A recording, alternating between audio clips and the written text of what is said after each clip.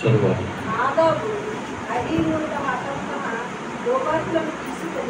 వాటిలో నిప్పులించి వాటి మీద ధూపద్రవ్యం వేసి యెహోవా తమకు ఆజ్ఞాపింపని వేరొక అగ్ని ఆయనకు సన్నిధికి తేగా యెహోవా సన్నిధి నుండి అగ్ని బయలుదేరి వారిని కాల్చివేసింది. వారు యెహోవా సన్నిధిని విడిచికొని అప్పుడు చిన్న ప్రార్థన చేసుకుంటూ, దయగలిగిన మా ప్రియ దేవా, నీ పరిశుద్ధ నామమునకు స్తోత్రాలు. నీ ప్రియ బిడ్డలైన క్షేమ శాంతి వారు ఈ ఆత్మ ప్రేరేపణ బట్టి వారి తల్లిదండ్రుల యొక్క జ్ఞాపకార్థమై ఇక్కడ నీ ఉన్నతమైన పని జరగాలని వారి గృహాన్ని సమర్పించి ప్రతిష్ఠించి నీ పని కొరకు వారు అప్పగించారు ఆయన. మరి సమయమందు ఇదిగో మరి ప్రాంతాల్లో నీ పరిచయం చేస్తున్న స్టీవెన్ బాబుని బట్టి, తన భార్యను బట్టి వందన నీ హస్తాలకు అప్పగిస్తూ ఉన్నా. ఈ దినాన్ని మరి ఏ ఉద్దేశం బట్టి కోటని ఏర్పరిచారు నాకు తెలియదు, కానీ మమ్మల్ని కూడా వారి ప్రేమగా ఆహ్వానించి వారితో కలిసి ఈ సమయంలో నీకు కూడా సహవాసంలో గడిపే భాగ్యం మాకు ఇచ్చినందుకు గెలుస్తున్నాను. చదవబడిన లేఖన భాగాన్ని మా వినికిడిలో మీరు ఇచ్చి వడ్డించారు. మాట్లాడేది మీరు కనుక నీ దాసుని అభిషేకించి నీ దాసుని ముఖాంతుని మా అందరితో మాట్లాడి మీరు మహిమ పొందండి. యేసు పరిశుద్ధ నామంలో ప్రార్థిస్తున్నాము తండ్రి. ఆమేన్. చేరువచ్చిన మీకు అందరికీ ఈ చక్కని కోటని ఏర్పాటు చేస్తున్న స్టీవెన్ తన భార్యకు ప్రత్యేక వందనాలను తెలియజేస్తారు. దేవుని స్తోత్రం. హల్లెలూయా. దేవుని వాక్యంలో మనం ఆలోచన చేస్తే యేసు ప్రభువారు చెప్పారు, కోతెంతో విస్తారంగా ఉందన్నారు, పనివారు చాలా పొదువుగా ఉన్నారన్నారు. మత్తయి సువార్త 9వ అధ్యాయం 36వ వచనం ఒకసారి జ్ఞాపకం చేస్తున్నాం. త్వరగా తీస్తే కాస్త ముందుకెళ్దాం. ఆయన చదవాలి. వారు కాపరు లేని గొర్రెల వారే వెసికి చెదరి ఉన్నందున వారి మీద కరికరపడి కోత విస్తారమే కానీ పనివారు చాలా పొదువుగా ఉన్నారు కనుక కోతకు పనివారిని పంప కోత యజమానిని వేడుకున్నాడని శిష్యులతో చెప్పాను. స్తోత్రం. కోత యజమానిని పనివారి కోసం మనం వేడుకోవాలట. కోత యజమానిని పనివారి కోసం మనం వేడుకుంటే అపొస్తలుల కార్యములు 3వ అధ్యాయం 26 ప్రకారంగా దేవుడు తన సేవకుని పుట్టించి మీలో ప్రతివాని వాని దుష్టత్వం నుండి మళ్లించుటకు మిమ్మల్ని ఆశీర్వదించుట వలన మిమ్మల్ని ఆశీర్వదించుట ఆయన మొదట మీ యొద్దకు పంపారని చెప్పారు. మనం వేడుకుంటే, మనం ప్రార్థన చేస్తే దేవుడట తన సేవకుని పుట్టించి, కింద నా పుట్టినట్లు ఏముంటుంది అంటే లేపి అని అక్కడ రాయబడి, ప్రార్థించటం వేడుకోవటం మన వంతు. తన సేవకుల్ని లేపి తన పని కొరకు అనేకమైన దుష్టత్వం నుండి ప్రజలను మళ్లించి తన రాజ్యానికి వారసులుగా చేయటం అనేది సేవకుని యొక్క బాధ్యత. ఒకవైపున కోత ఎంతో విస్తారంగా ఉందన్నాడు, మరొక వైపున పనివారు పొదువుగా ఉన్నారన్నారు.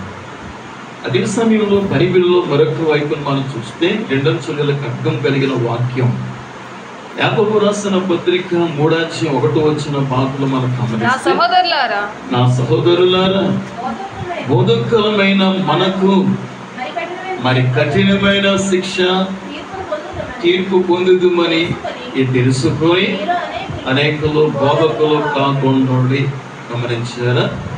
ఒకవైపునేమో కోత ఎంతో విస్తారంగా ఉంది, పనివారు పొదువుగా ఉన్నారు అన్నాడు. అదే సమయంలో మరొక వైపున కోతకు పనివారు పంప వేడుకుని అన్నాడు. మరొక వైపున బోధకులైన వారికట కఠినమైన శిక్ష ఉందట. కనుక మీరు అనేకులు బోధకులు కావాలన్నాడు, కావద్దన్నాడు. బోధకులు కాకుండా ఈ రోజులో బోధకుల యొక్క పరిస్థితి ఎట్లా ఉంది అంటే, యెషయా గ్రంథం 56:10 మనం వెళ్ళినట్లయితే, వారి కాపరులు గమనించండి గుడ్డివారు. కాపరులే గుడ్డివారట. వాళ్ళందరూ తెలివి లేనివారట, దైవిక జ్ఞానం లేనివారట. వారందరూ మోగ కుక్కలు, మొరగలేరు, కలవరిస్తారు, పండుకొని వారు, నిద్రాశక్తులు. చదవండి, కుక్కలు తిండికి ఆతురపడు, ఎంత తినను వాడికి తృప్తి లేదు, ఈ కాపరులు అట్టివారు. దేవుని పిల్లల ఈరోజు కాపరుల యొక్క పరిస్థితి ఇది. మొరగలేనివా, జ్ఞానం లేనివా. ప్రభుత్వ ప్రియ దేవుని పెట్టారు. నిన్నటి దినాన్ని బర్మా క్యాంపు ప్రాంతానికి వెళ్ళాను. అక్కడ ఒక సహోదరి ఉంది, కీర్తన అనే సహోదరి. ఒక సంఘానికి వెళ్తారు. గద్దియర్లో కూడా ఓపెన్ మీటింగ్ పెట్టి సువార్త అందించాలని భారంతో స్టేజ్ చేసి చాలా భోజనాలు ఏర్పడుతూ సన్ని చేసింది. ఆ రోజున అద్భుత రీతిలో చక్కగా చాలామంది సువార్త విన్నారు. అదేవిధంగా ఈ సంవత్సరంలో కూడా అక్కడ మరి కొన్ని ఆర్థిక పరిస్థితులను బట్టి వేరే అద్దెకి మారారు, కొండ మీద ఉన్నారు. ఆ డాబా పైనే ఏర్పాటు చేసుకుని ఇలా జాన్ పాస్టర్ గారిని పిలవాలనుకుంటున్నాను అని అంటే, ఆ కాపరి, ఆ యొక్క స్థలం నడిపిస్తున్న కాపరి కాదు, ఒక యవనస్తుడు. జాన్ పిలిస్తే కనుక నాకు ముందుగా మీరు చెప్పి పిలవండి, లేకుంటే మీ వల్ల చాలామంది ఇక్కడ గొడవ చేస్తారు, అందరూ అడుగుతారు. చూసారా ఈ రోజున పరిస్థితి ఎట్లాగైపోతుందో మీరు ఆలోచన చేస్తున్నారు. కాబట్టి ప్రియ దేవుని బిడ్డలారా, కాబట్టి ఈ రోజుల్లో చాలా సేవకుల యొక్క కొరత లేవు, చాలా ఉంది.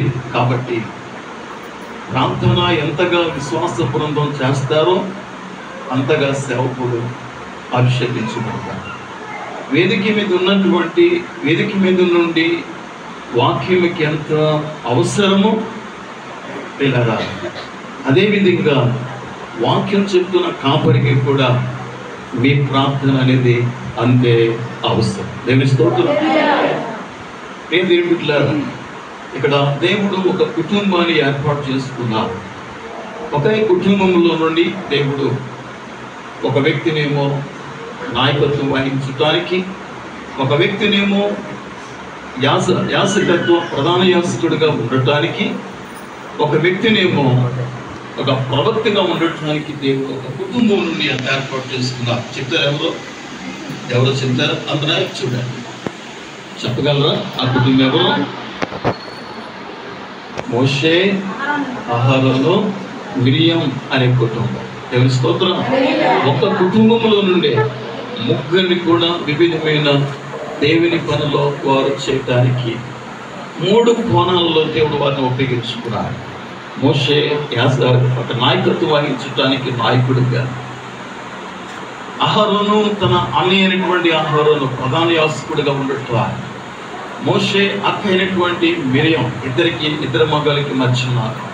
మిరియం మరి ఒక ప్రవక్తిగా ఉండటానికి దేవుడు ఏర్పాటు చేసుకున్నట్లుగా దేవుని వాక్యంలో మనం చూడగా, అహరోను ప్రధాన యాజకుడిగా ఉండటానికి దేవుడు మోషేతో చెప్పాడు, మోషే అహరోనును మరి ప్రధాన యాజకుడిగా నాకు అతని అభిషేకించాలి అని దేవుడు చెప్పాడు. మోషే ఒక్కడే కదండి, మోషేకు ఉన్నటువంటి 4 కుమారులు ఉన్నారు. ఎంతమంది చెప్పండి? అహరోనికి 4 కుమారులు ఉంటారు.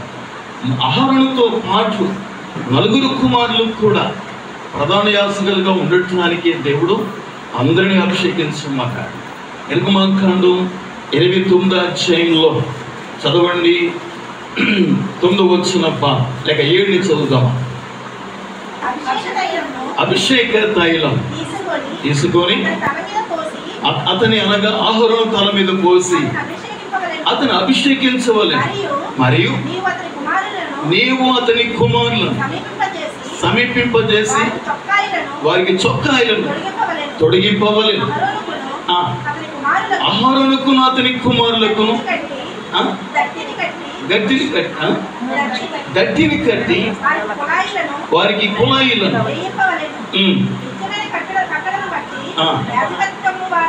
యాజకత్వం వారిది. దేవుని స్తోత్రం. అంటే అహరోనుతో పాటు అహరోను యొక్క 4 కుమారులు కూడా ప్రధాన యాజకత్వం వహించాలి. ప్రియదేవుని బిడ్డలారా, దేవుని యొక్క ఏర్పాటు, దేవుని యొక్క ప్రణాళిక. అదే 30వ అధ్యాయంలో 9వ వచనం కూడా ఒకసారి జ్ఞాపకం చేయండి. నిర్గమకాండంలో మీరు అన్యధూపమైన దహన బలి సంబంధమైన ద్రవ్యమైన నైవేద్యమైన అర్పింపకూడదు. గమనించారా? కాబట్టి అన్యధూపము కానీ ఏది కూడా ఆ బలిపీఠం మీద తీసుకురాకూడదని దేవుడు ముందే వార్నింగ్ ఇచ్చారు, ముందే హెచ్చరిక చేసే దేవుని పిల్లలు. కానీ అహరోను యొక్క కుమారులైనటువంటి 2 వ్యక్తులు, నాదాబును అబీహును, 2 వ్యక్తులు కూడా ఏం చేశారంటే తమకు ఆజ్ఞాపింపు అని వేరొక అగ్ని ఆయన సన్నిధికి తీసుకువచ్చారట. గమనించారా? మళ్ళా చదవండి. లేవికాండం 10వ అధ్యాయంలో నాదాబు అబీహులు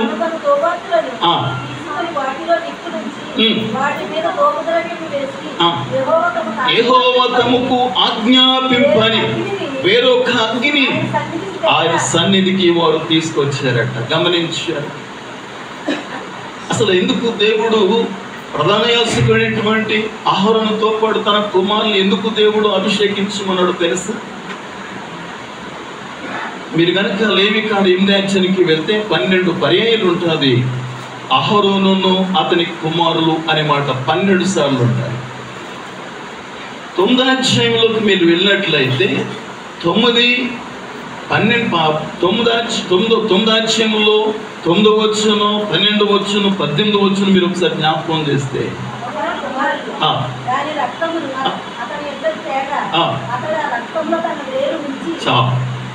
అదే 12వ వచనం కూడా చదవండి.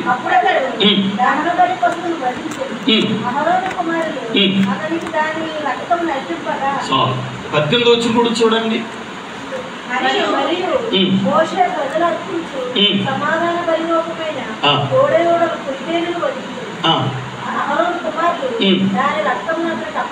నీకు అర్థమైంది నీకు మాట?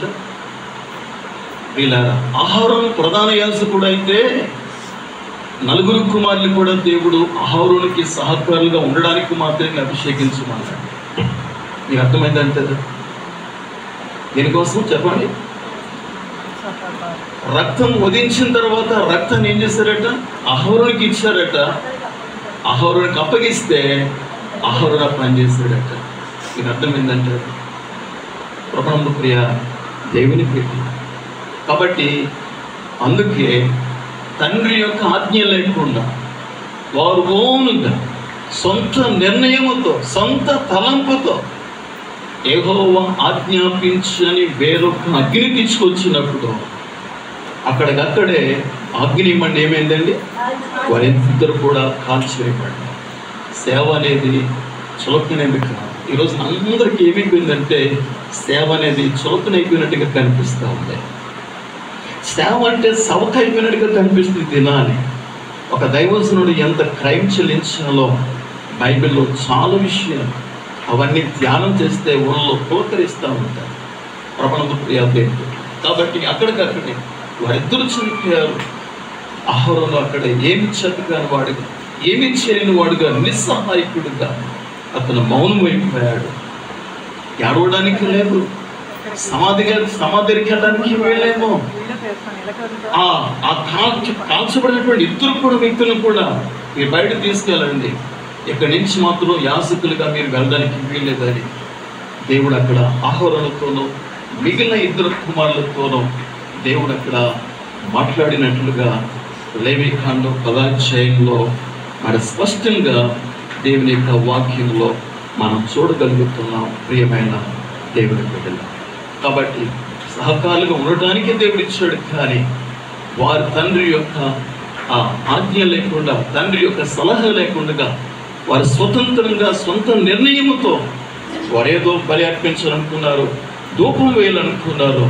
చివరికి వారిద్దరు కూడా మరణించడానికి గల కారణమైనట్లుగా దేవుని వాక్యంలో మనం చూస్తాము. దేవునికి స్తోత్రం, హల్లెలూయా. ప్రభునందు ప్రియ దేవుని బిడ్డలారా, ఒకసారి మన ఆలోచించి కీర్తనకారుడైన దావీదు అంటాడు చక్కటి మాట. 40వ సంకీర్తన 1వ వచన భాగంలో ఆయన ఏమంటాడంటే, నేను యెహోవా కొరకు సహనముతో కనిపెట్టుకుంటేనే. ఏ విషయంలో తెలుసు? దావీదు ఈ మాట ఏ విషయంలో చెప్తున్నాడో తెలుసు? దేవుని పిల్లలారా, ఇశ్రాయేలు ప్రజలకి మొట్టమొదటి రోజు ఎవరు తెలుసా? సౌలు అండి. బెన్యామీను గోత్రానికి చెందిన వాడు సౌలు. సౌలు అభిషేకిస్తుంటే సమయంలో, అరే నా గోత్రము ఎన్నికైనది కదా, స్వల్పమైనది కదా అని అంటే, లేదు లేదు, దేవుడు తన అభిష్టుని యందున్నది అని చెప్పి సమయంలో అతనిని అభిషేకిస్తాడు. అభిషేకించబడ్డాడు సౌలు. దాని ప్రారంభంలోనే తన సొంత తలంపులతో, సొంత నిర్ణయాలతో 2 పర్యాయాలు, నేను వచ్చే వరకు వెయిట్ చేయి, నేను వచ్చిన తర్వాత ఏం చేయాలో చెప్తానన్నాడు స్పష్టంగా. దేవుడు ఆజ్ఞ ఇచ్చాడు సౌలు సమూయేలు ద్వారా సౌలుకి. కానీ సౌలు ఏం చేశాడంటే తొందరపడి తనంతట తానే సాహసించి నా అంతట నేనుగా దహనం అర్పించానన్నాడు. వెంటనే దేవుడు ఏం చెప్పాడో తెలుసా? నీకంటే ఉత్తముడైన మరొక వ్యక్తిని దేవుడు కనుగొన్నాడని వెంటనే దేవుడు చెప్తాడు. ఒకసారి చదవండి 13వ అధ్యాయంలో, 1 సమూయేలు గ్రంథం 13వ అధ్యాయం 18వ వచనం 28వ వచనం ఒకసారి జ్ఞాపకం చేస్తారు.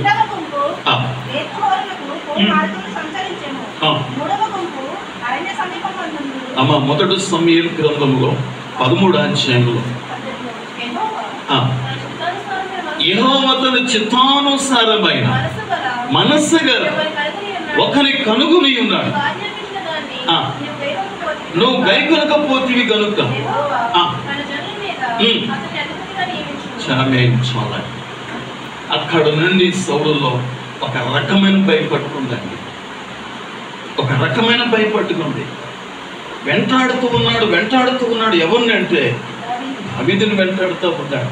మీరు చూడండి 16వ అధ్యాయం 13వ వచనానికి మనం వెళ్ళినట్లయితే, సమూయేలు అభిషేకము చేసే నాట నుండి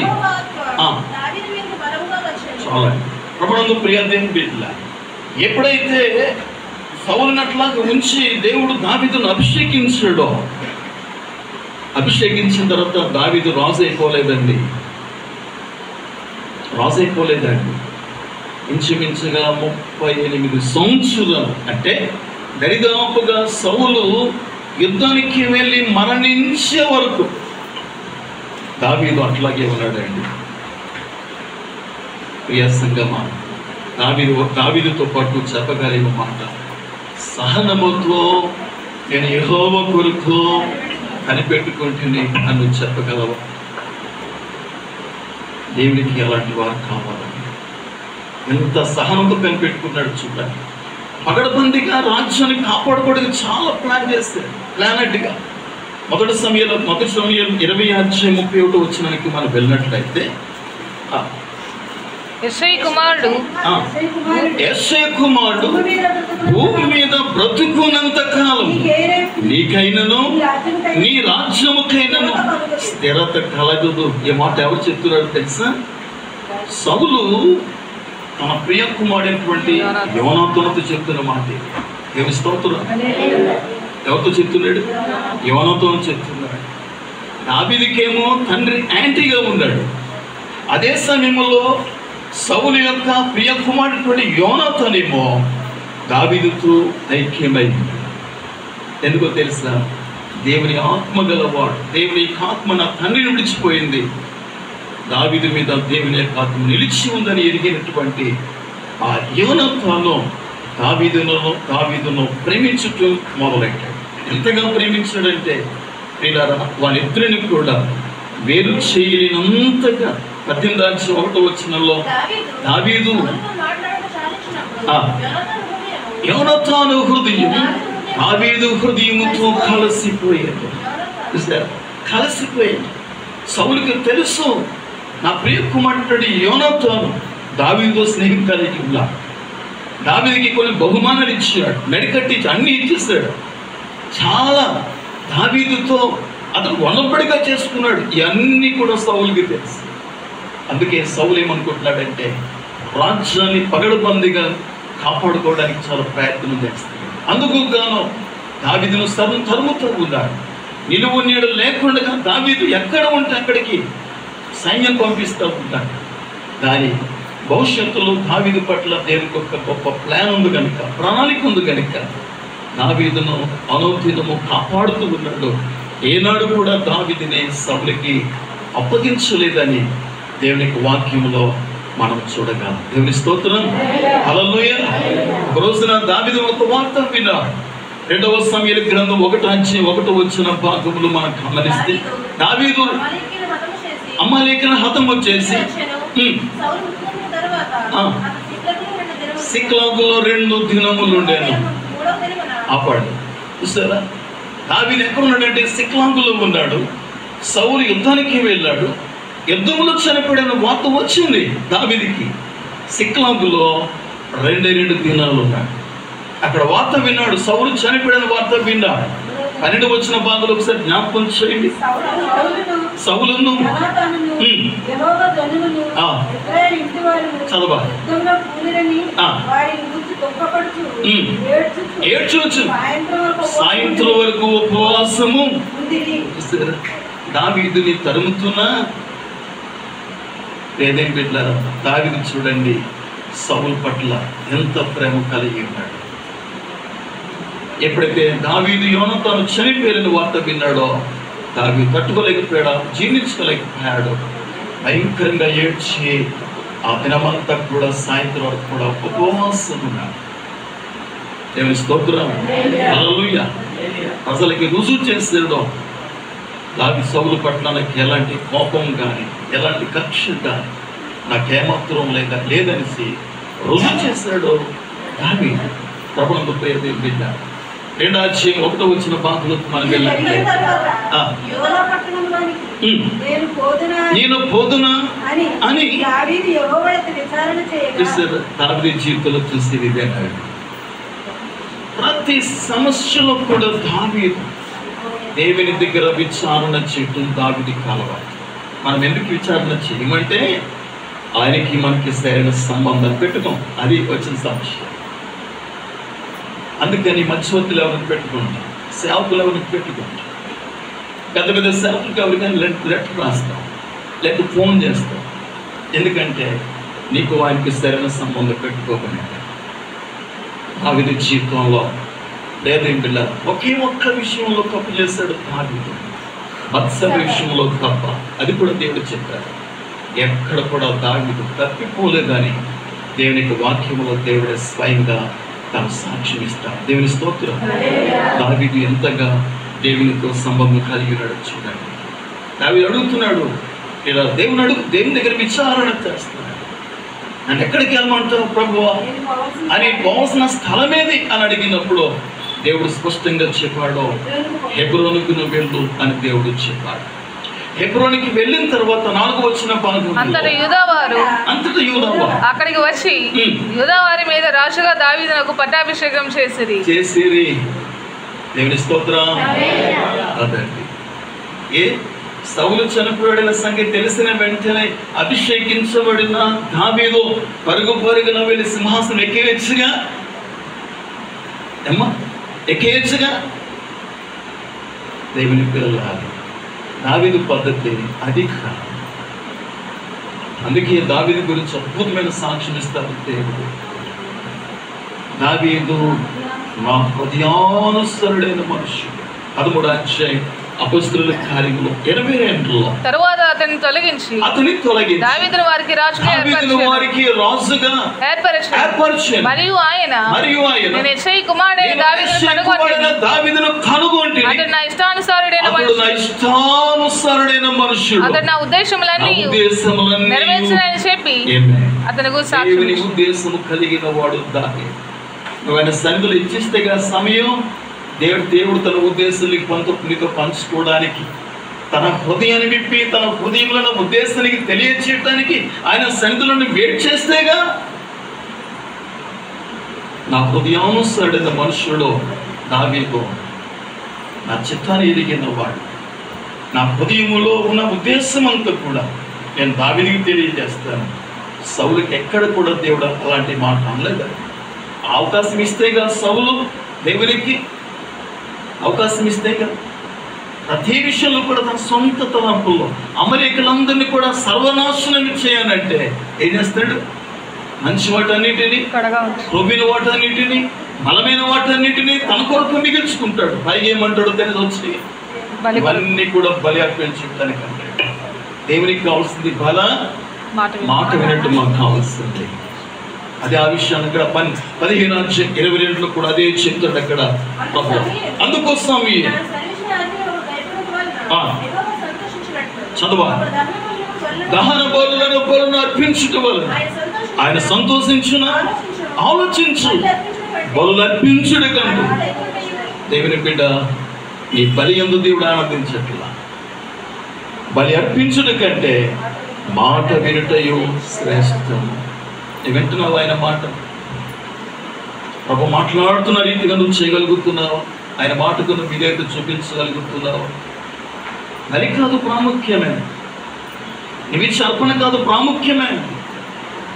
నువ్వు ఇస్తావు, బయటికి వెళ్ళంటే మా పాస్టర్ గారే ఇప్పుడు దశమ గురించి మాట్లాడతాడు అంట. నువ్వు ఎందుకు ఇవ్వాలి, నువ్వు ఎందుకు సరుకోవాలి? బయటికి వెళ్ళి ఎక్కడ వస్తుంది నీకు ఆశీర్వాదం? అక్కడ పోగొట్టుకుంటున్నావు దేవుని పిల్ల. కాబట్టి మొదటిగా నీ బలి కంటే, నీ సమర్పణ కంటే మాట వినుట శ్రేష్టమని దేవుడు చెప్తున్నట్టు అదే వినలేదు సౌలు. దావీదుకి సౌలుకున్న డిఫరెంట్ ఇదే ప్రభుత్వ ప్రియ దేవుని బిడ్డ. కాబట్టి మనం గమనించినట్లయితే యోధా ప్రజలందరూ వచ్చారు, దావీదుని మరలా వారు అభిషేకించారు. ఇది రెండో అభిషేకం అండి. అర్థమైందా? మొదటి అభిషేకం ఎవరు అభిషేకించారు చెప్పండి? మొదట అభిషేకించింది సమూయేలు, ప్రవక్త అయినటువంటి సమూయేలు. రాజుగా ఉంటుండగానే రాజుగా దేవుడు సౌలు త్రోసివేశాడు.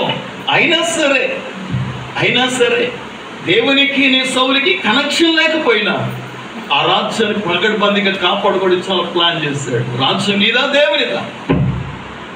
సేవకుడు అంతే.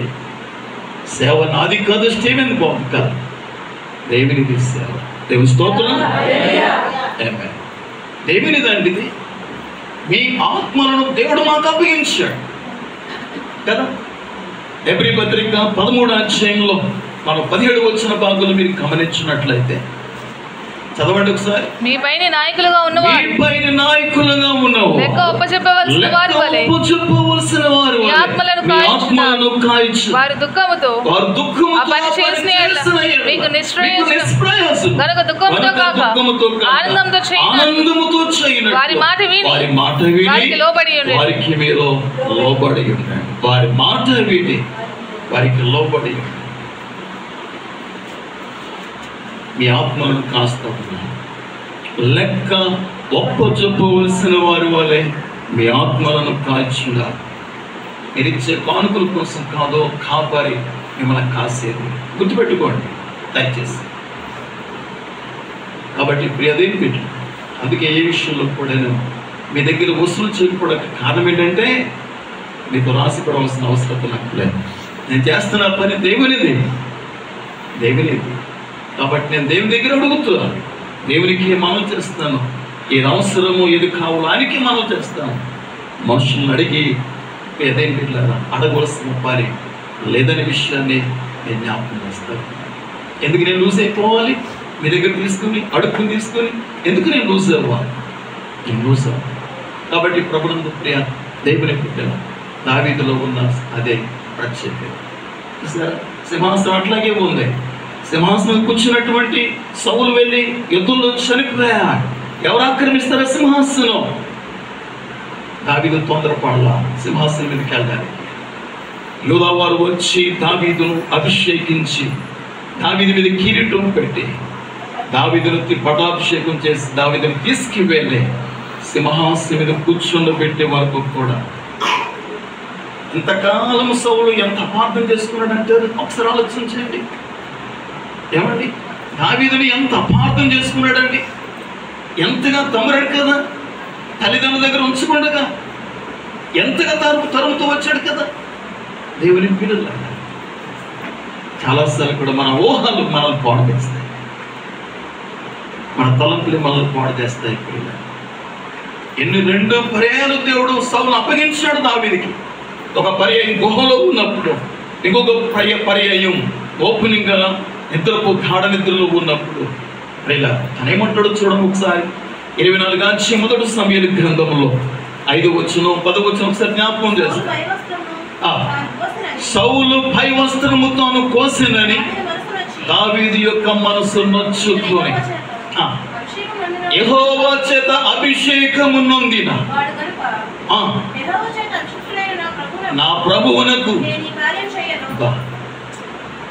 యెహోవా చేత అభిషేకం నొందిన నా ప్రభువునకు నేను ఈ కార్యం చేయను. ఏమండి, ఒకవైపున తరుముతూ ఉన్నాడా, దరికి చేరనవట్లేదా, తనకిచ్చిన కుమార్తెను కూడా దరికి రాకుండా చేస్తున్నాడా. అయినా సరే ఈ రోజున అతను గుహలో సంఖాని వద్దకు వెళ్ళాడు. గుహ లోపలేమో దావీదు సైన్యం ఉన్నారు.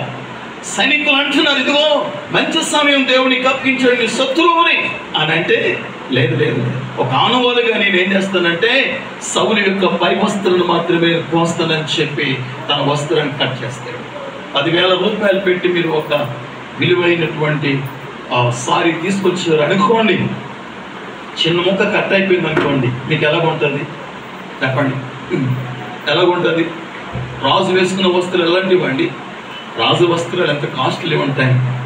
చిన్న వస్త్రపు యొక్క ముక్క చెంగుని కట్ చేసినందుకు కట్టుదా సౌలు యొక్క మనస్సట నొచ్చుకుందని. అంటే ఎంత సున్నితమైన వాడు కాదు, ఎంత సున్నితమైన ప్రభువు ప్రియ దేవుని బిడ్డలారా. అపొస్తలుడైన పౌలు కూడా అంతే సున్నితమైన వ్యక్తిగా మనం చూస్తాం. అపొస్తలుల కార్యములు 23:1 రండి ఒకసారి.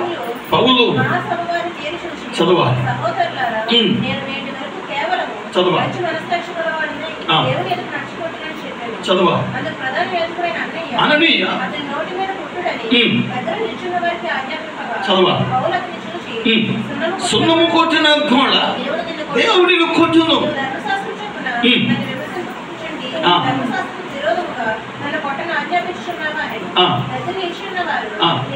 దేవుని ప్రధాన యాజకుని దూషిస్తావా?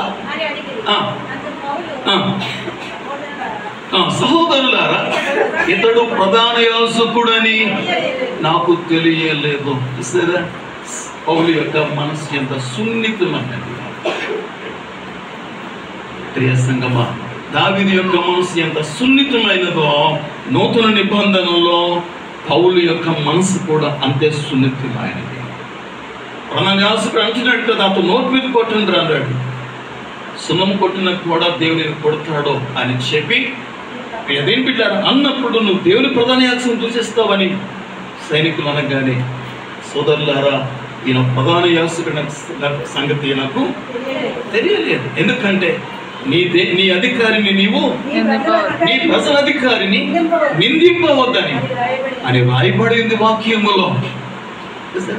నీ ప్రజల అధికారిని నిందించవద్దని రాయబడింది. ఇతను అధికారిని సంగతి, ప్రధాన యాజకుడి సంగతి నాకు తెలియలేదని చెప్పి తను క్షమాపణ అడుగుతాడు. పిల్లరా, ఎంత సున్నితమా!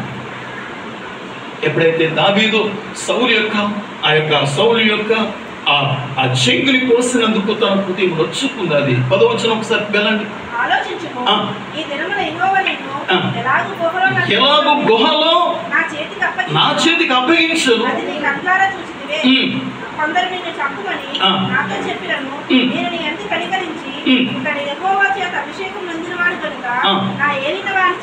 నా ఏలిన వాడిని చంపనని స్టాప్. ఏమంటున్నాడు అక్కడ? నా ఏలిన వానికి చంపాను. నా ఏలిన వాడు అంటే అర్థం ఏంటి తెలుసా? చెప్పండి.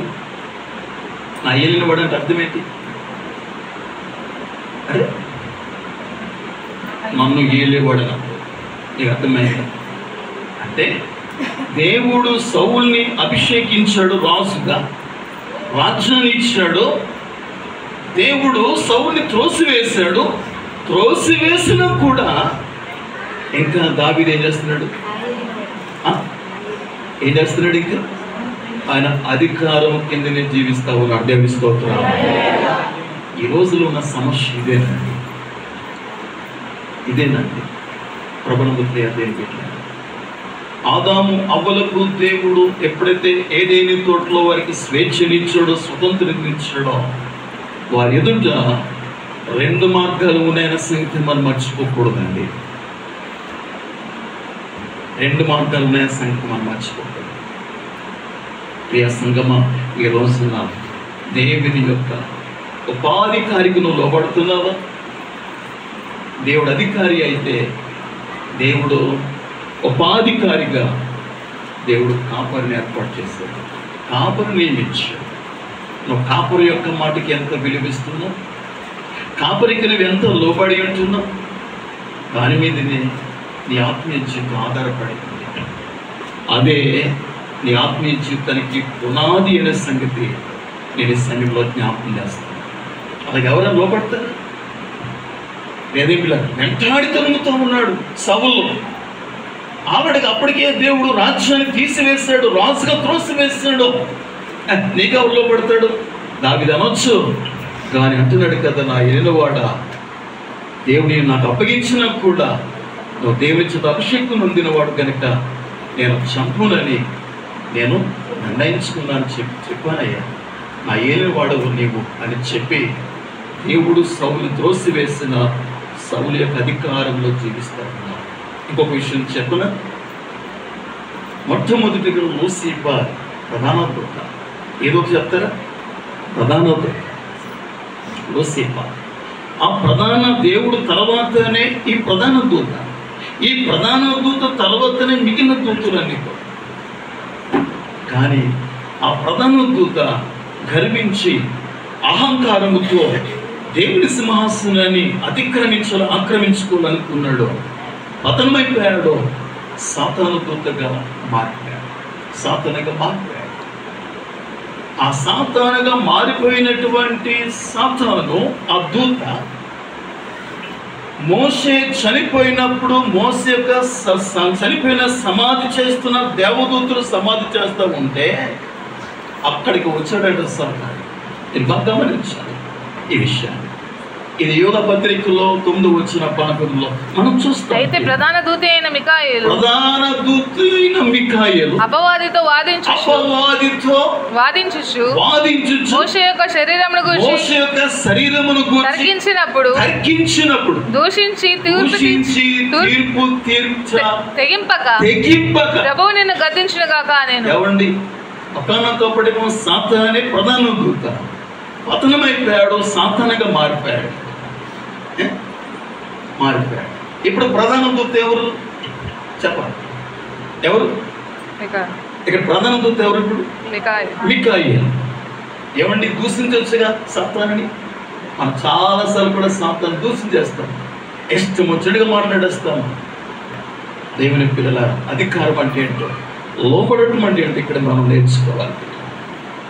మిఖాయేలు, ప్రధాన దూత అయినటువంటి మిఖాయేలు అపవాదిని దూషించ, తీర్పు తీర్చ, తెగింపక ప్రభువు నిన్ను గద్దించును గక అన్నాడంటే. దేవుని స్తోత్రం.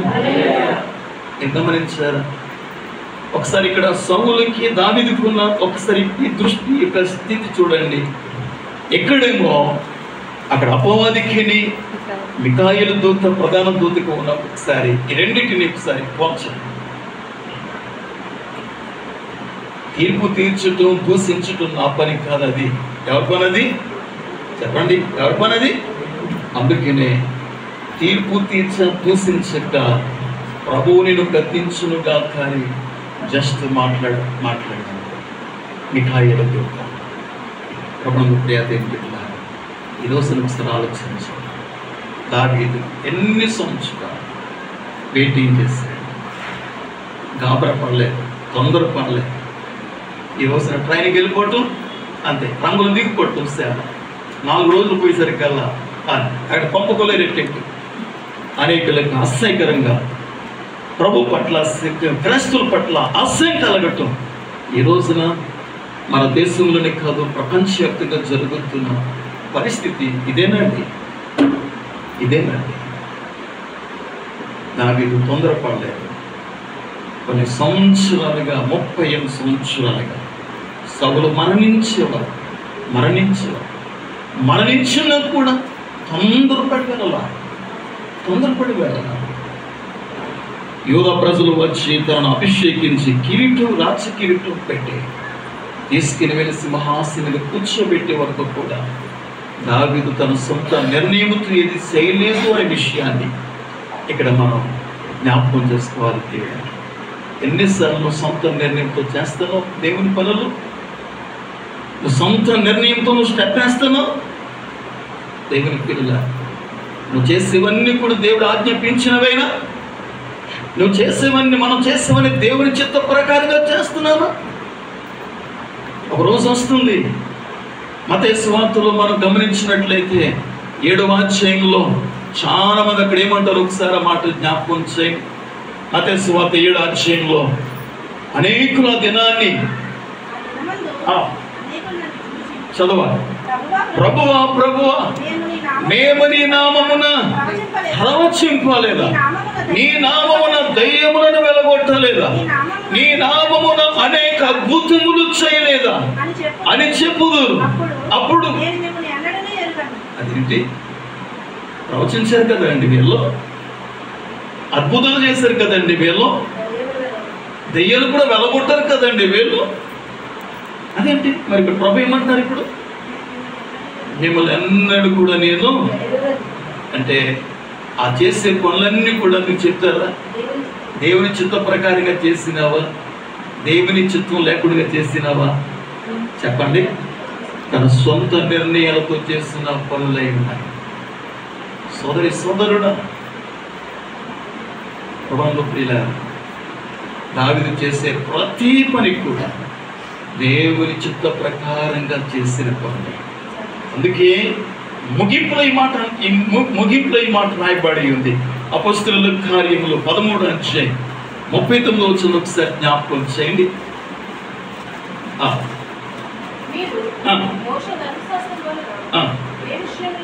36 చదువు. దావీదు దేవుని సంకల్పము చొప్పున తన తరము వారికి సేవ చేసి నిద్రించి తన పితరుల యొద్దకు చేర్చబడేను. గమనించారు. దావీదు యొక్క రాజ్యం గురించి కానీ, దేవుని కొరకు తను చేసిన సేవంతటి గురించి కానీ దేవుడు ఎలాంటి సాక్ష్యం ఇస్తున్నాడో ఆలోచించారు. స్టీవెన్ ఆహ్వానించినప్పుడు అందరూ చెప్పులు కొట్టేస్తారు. ఇప్పటికి నా సేవంత ముగింపు అయిపోయిన తర్వాత నేను పండుకుంటానే అప్పుడు మీరు కొట్టండి. శబాష్, మా అయ్యగారు, మా సేవకు, మా కాపాడు, ఏది బోధించాడో దాని ప్రకారంగా చేశాడో ఈ రాజ్యాన్ని తన ఉన్నతమైన పిలుపును అందుకుని వెళ్ళారు. అప్పుడండి కొట్టాలి. ఇప్పుడు కాదండి. రేపు ఎలా మారిపోతామో తెలియదండి. ఒక సంవత్సరం తర్వాత ఎలా మారుతామో తెలియదండి. చెప్పులు కొట్టింది ఇప్పటికి కాదండి. ముగింపు నా పరుగును తుదముట్టించానంటాడే పౌలు. విశ్వాసమును కాపాడుకున్నాను, ఇక మీదట నా కొరకు నీతి పేరటమో. రక్షించబడిన తర్వాత పౌలు ఎంత శ్రమ పడ్డాడో, ఎన్ని శోధనలు అనిపించాడో, ఎన్ని శ్రమలు అనిపించాడో. ఎదురు బిడ్డారా, వాటన్నిటి గురించి ఏమంటాడంటే మంచి పోరాటాన్ని నేను పోరాడను. ఎవరు పోరాడగలరు మంచి పోరాటాన్ని? చెప్తారా? మంచి పోరాటాన్ని ఎవరు పోరాడగలరు చెప్పండి? మంచి మనస్సాక్షి కలిగిన వారే మంచి పోరాటాన్ని పోరాడగలరు. చదవండి ఒకసారి. తిమోతి మొదటి పత్రికలో 1:18 ఒకసారి జ్ఞాపకం చేయండి. నా కుమారుడైన తిమోతి, నీవు విశ్వాసమును మంచి మనసాక్షి కలిగిన వాడు, నిన్ను గూర్చి ముందుగా చెప్పబడిన ప్రవచనముల చొప్పున ఈ మంచి పోరాడవలెను. వాటిని బట్టి ఈ ఆజ్ఞ నీకు అప్పగించున్నాను. మంచి మనసాక్షి అని చెప్పి తర్వాత ఆయన ఏమంటున్నాడంటే ఈ మంచి పోరాటం పోరాడాలి. దేవుని స్తోత్రం. హల్లెలూయా. నీ పోరాటం ఎప్పుడు కూడా నేను జ్ఞాపకం చేస్తున్నాను, మంచి మనస్సాక్షి కలిగిన పోరాటం కలిగి ఉండాలి. మంచి మనస్సాక్షి కలిగిన పోరాటం కావాలి. అదే పౌలు అంటున్నాడు, మంచి పోరాటం పోరాడనంటే మంచి మనస్సాక్షితో నేను ఈ పోరాటాన్ని పోరాడను అంటున్నాను. అంటే సేవ అనేది, క్రైస్తవుడిగా జీవించటం అనేది, దేవుని కొరకు బ్రతకటం అనేది ఈజీ అని చెప్పలేదు ప్రభు. ఎక్కడ చెప్పారా ఈజీ అని? చెప్పండి, ఈజీ అని చెప్పారా? చెప్పట్లేదు. చెప్పలేదు, ఎక్కడ కూడా చెప్పలేదు ప్రభు. అందుకే లూకాసు సువార్తికుడు 9:23 ఆయన డాక్టర్ కనుక అంతా వివరించి రాస్తాడు కనుక అక్కడ స్పష్టంగా జ్ఞాపకం చేసిన విషయం చూడండి. మరియు అందరితో ఇట్లానే ఎవడైనాను నన్ను వెంబడింపబడినయడని తను తాను ఉపేక్షించుకొని ప్రతి దినం తన సిలువనెత్తుకొని ఆమె ఒక ఈ మాట కనుక లేకపోతే ఒక మనం కూడా చేసిండే వాళ్ళం 40 days నీ తినకూడదమ్మా, ఏ కార్యాలు చేయకూడదామని ఆపేస్తుండేవా.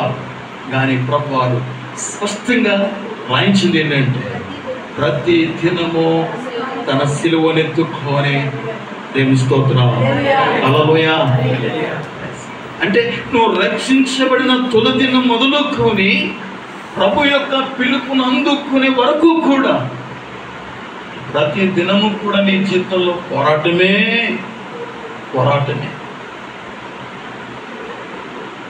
నువ్వు రక్షించబడ్డావు, ఆత్మలు ఎదుగుతున్నావు, నీ భర్త వెనకైపోయాడు, లేకపోతే తను ఇంకా లోక సంబంధంగా ఉన్నాడు, వారిద్దరి మధ్య సవ్యం ఉంటుంది. ఇప్పుడు అని ఆలోచన చేయండి. మీరు ఉంటుందా?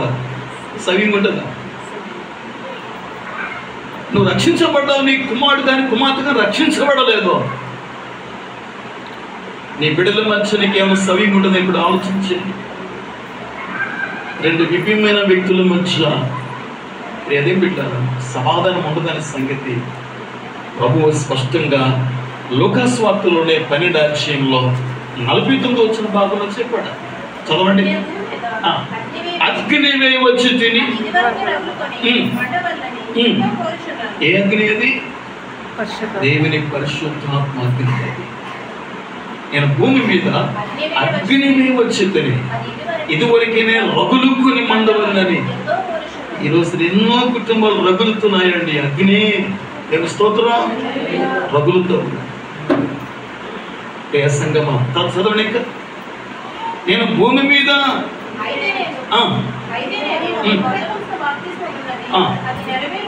చదవాలి.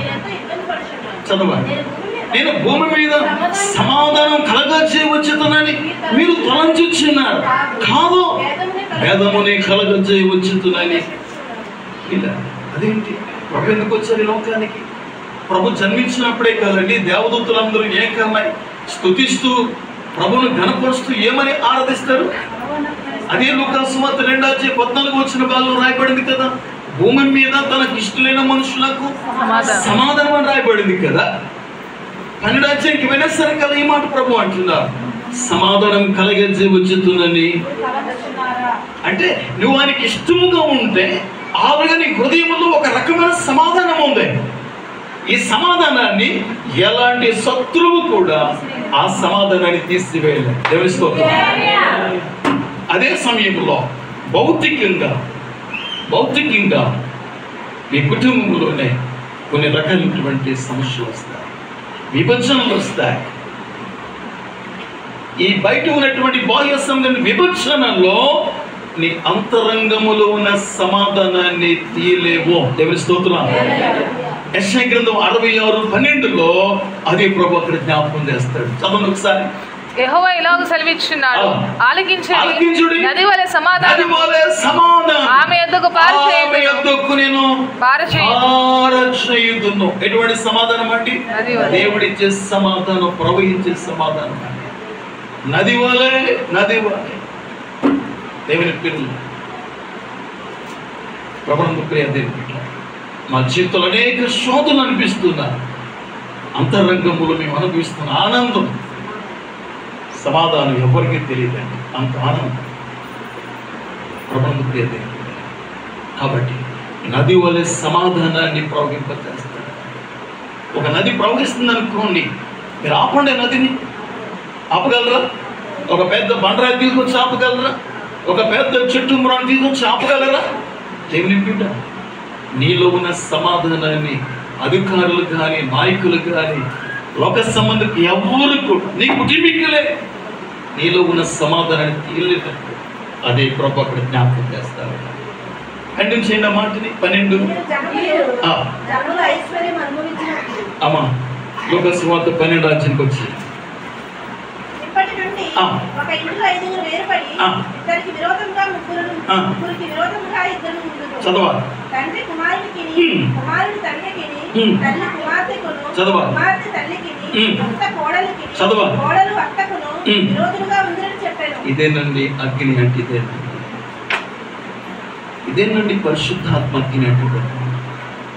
కాబట్టి ప్రభునందు ప్రియ దేవుని బిడ్డలు చెప్పడానికి చాలా విషయాలు దగ్గర ఉన్నాయి, కానీ టైం సరిపోలేదు.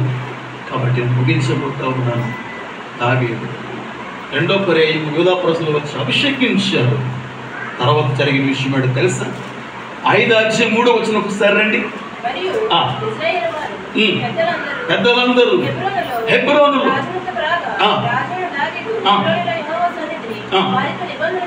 చదవాలి.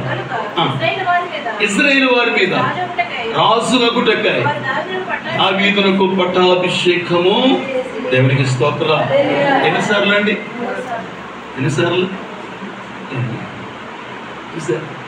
ఇశ్రాయేలు వారి మీద పట్టాభిషేకం చేశారు. సౌలు మొదటగా అభిషేకించినప్పుడు ఎందుకు దేవుని అభిషేకించాం? ఎలా ఉండడానిక? ఖాళీగా ఉండడానిక? తరమబడ్డానిక? ఎక్కడ దావీదు అడగలేదండి, ఎక్కడ కంప్లైంట్ చేయలేదండి. చిన్న శోధన వస్తే చాలు కంప్లైంట్. మన దగ్గర కంప్లైంట్. ఎన్ని కంప్లైంట్లో మన దగ్గర 30 సంవత్సరాలుగా తరమబడుతున్న దావీదు ఎన్ని కంప్లైంట్ చేయాలండి? అన్నదమ్ములు విడిచిపెట్టి, తల్లిదండ్రులు విడిచిపెట్టి, భార్య విడిచిపెట్టి, మీకాలు విడిచిపెట్టి పారిపోతున్న దావీదు ఎన్ని కంప్లైంట్ చేయాలి? ఎక్కడ ఈ మాత్రం కూడా కంప్లైంట్ చేయలేదు. దేవుని స్తోత్రం. దావీదుకి తెలుసు దేవుడు ఏం చేస్తున్నాడో, దావీదుకు తెలుసు. ఆయన ఏం చేస్తున్నాడో నీకు తెలిస్తే నువ్వు సనగో, నువ్వు గొనగో, నువ్వు కంప్లైంట్ చేయి. ఏ విషయంలో కూడా నువ్వు తొందరపడవు. దేవునికి స్తోత్రం. ఏ విషయంలో కూడా నువ్వు తొందరపడవు. దావీదు మూడవసారిగా ఇశ్రాయేలు వారి మీద అభిషేకాన్ని దావీదు అంత ఓర్పుతో ఉన్నాడు కనుకనే, సహనంతో ఉన్నాడు కనుకనే ఇశ్రాయేలు దేశంలో ఎందరో రాజులు పరిపాలన చేశారు దావీదు తరువాత. కానీ ఈ రోజుకి కూడా దావీదు యొక్క పతాకం ఎగురుతూనే ఉంటుందండి. ఇశ్రాయేలు దేశానికి వెళ్తే డేవిడ్ సిటీ అని పిలువబడుతుందండి. దావీదు సింహాసనము అనే మాట లోకస్వార్తలో మనం చదువుతాం. దావీదు సింహాసనమును వారికి ఇచ్చును, అనగా యేసుకు ఇచ్చును అనే మాట లోకస్వార్తలో మనం చదువుతాం. 1:35. కాబట్టి దేవుని బిడ్డ అంటే ఈ రోజుకి కూడా దావీదు సింహాసనం భద్రంగా ఉంచబడింది. దేవుని స్తోత్రం. నూతన నిబంధనలో ప్రారంభంలో దావీదు గురించి చదువుతున్నాము. నూతన నిబంధన ముగింపులో కూడా దావీదుతోనే ముగించబడుతుందండి. మీరు ఎప్పుడైనా గమనించారో లేదు? దావీదుతోనే ముగించబడతారు నూతన నిబంధన. అంటే దావీదు ఎంత ప్రముఖుడో మీరు ఒకసారి ఆలోచించండి. కాబట్టి ఈ రాత్రి సమయంలో ప్రభువును ప్రియ దేవుని సేవకుడు దేవుడు అంటాడు.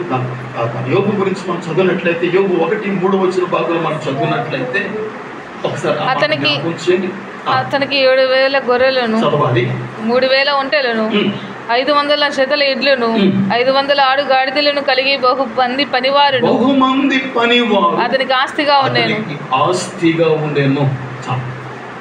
చెప్పండి ఈ మాట నాతో పాటు. బహుమంది పనివారు అతనికి ఆస్తిగా ఉండేను. ఎవరికి? ఎవరికి? మీకు తెలుసా? పనివారు యజమానులు పనికి పెట్టుకుంటారే, దాసులట యజమానులకు ఆస్తి అంట. చెప్పండి ఏంటి? మిరియము వైపున అహరోను వైపున సనుగుతూ ఉంటే మోషే మీద, మోషే గురించి దేవుడు ఏమంటాడు? నా సేవకుడైన మోషేకు విరోధంగా. ఎవరండి మోషే? ఎవరన్నమాట? దేవుని యొక్క ఆస్తి అనే సంగతి మీకు తెలుసా? దేవుని బిడ్డ సేవకుల జోలికి మన వెళ్ళడానికి అలాంటి వ్యక్తులైనా ప్రార్థించిన తప్ప మన జోలికి వెళ్ళడానికి, ఎందుకంటే దేవుని యొక్క ఆస్తి అనే విషయాన్ని మనం గమనించాలి. అందుకే కదా ఇక్కడ మిరియాము మీదకి దేవుని కోపం తీక్షణంగా వచ్చింది. ఆమె కుష్ఠరోగానికి గురైపోయింది. యోబుతో మాట్లాడతాడు. యోబు, ఇదిగో నీ 3 స్నేహితులు కూడా యుక్తమైన మాట్లాడలేదు కాబట్టి నా కోపం నీ స్నేహితుల మీదకి మండుతుంది. నా కోపం మాట్లాడితే ఆ స్నేహితులు అంటాడు, లేదేం పిల్లరా, మీరు కొన్ని పశువులు తీసుకువెళ్ళిన నా సేవకుడిని యోబుకిస్తే మీ నిమిత్తం మీరు ప్రార్థన చేస్తాడు అంటాడు.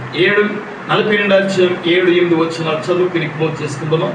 ఒకసారి చూడండి. యెహోవా యోబుతో ఆ మాటలు పలికిన తరువాత ఆయన తేమానీయుడైన ఎలీఫజుతో ఇలాగ సెలవిచ్చాను, నా సేవకుడైన యోబు పలికినట్లు మీరు నన్ను గూర్చి యుక్తమైనది పలికలేదు కనుక నా కోసము నా కోపము మీ మీద మీ 2 స్నేహితుల మీద మండుచున్నది. కాబట్టి 7 ఎడ్లను 7 పొట్టేళ్లను మీరు తీసుకొని నా సేవకుడైన యోబునొద్దకు పోయి మీ నిమిత్తము దహన బలి అర్పింప అప్పుడు నా సేవకుడైన యోబు మీ నిమిత్తం ప్రార్థన చేయును.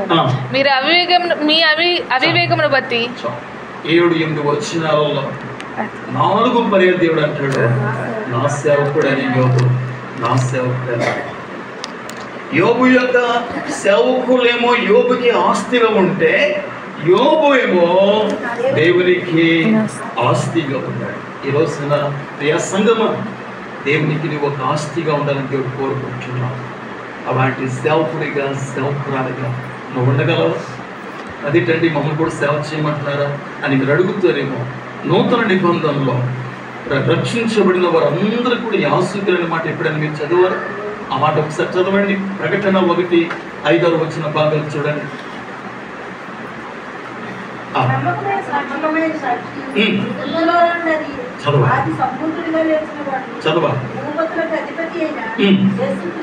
చదవాలి.